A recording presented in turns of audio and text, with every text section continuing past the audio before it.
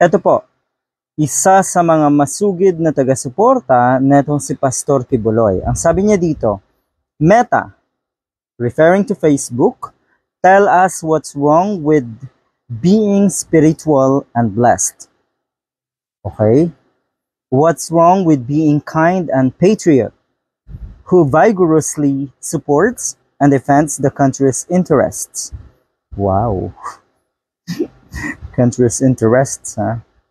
Most of all, what is wrong in preaching the God's words? And what's wrong with Pastor Kibuloy? Nevertheless, take this. You can't put a good man down. Paano niyo po nasabi na you can't put a good man down?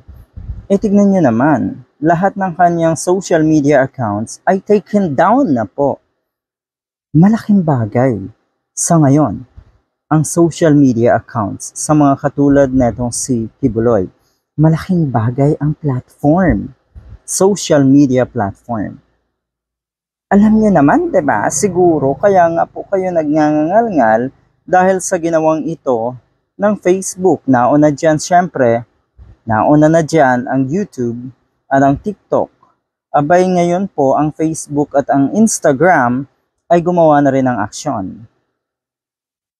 Meron na ring paalala noon pa man.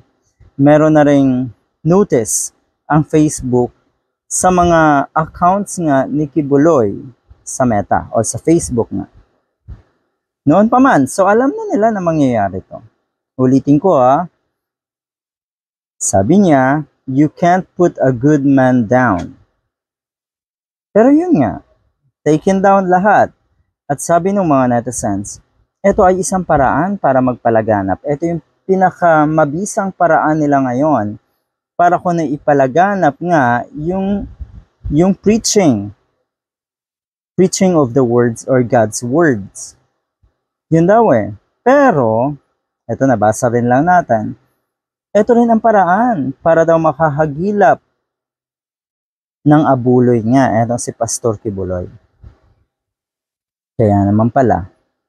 'Di ba? So marami po ngayon ang umaalma nga dito sa pagkatanggal ng Facebook account na itong si Kibuloy.